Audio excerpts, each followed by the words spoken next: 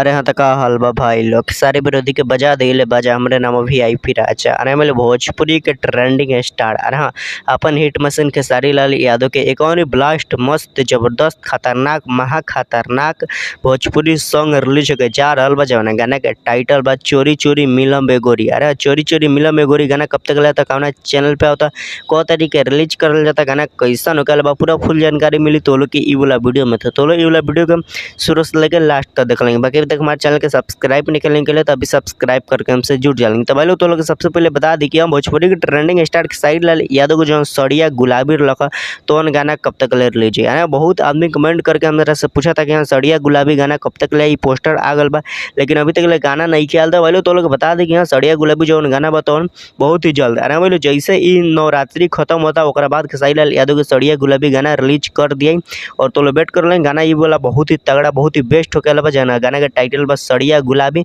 बहुत ही जबरदस्त गाना होकर बा जो तो लोग मजा जे सुन के। और वीडियो क्वालिटी में भी ध्यान देवल गल बा और बहुत ही जबरदस्त तरीका से वीडियो के शूट भी करल गल बा। बाकी सड़िया गुलाबी गाना के लिखल बड़न छोटू यादव और म्यूजिक डायरेक्टर बड़न आर्या शर्मा।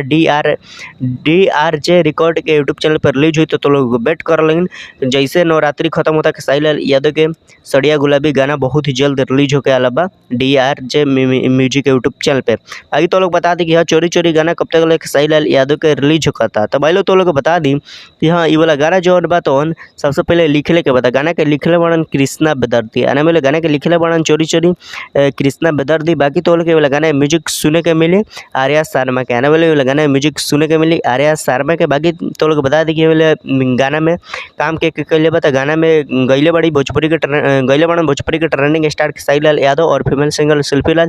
बाकी तो लोग के वाला गाना में वीडियो फॉर्मेट में देखे के मिलन आकांक्षा पुरी। अरे मतलब खेसारी लाल यादव और आकांक्षा पुरी के साथ वाला वीडियो शूट करल गल बा।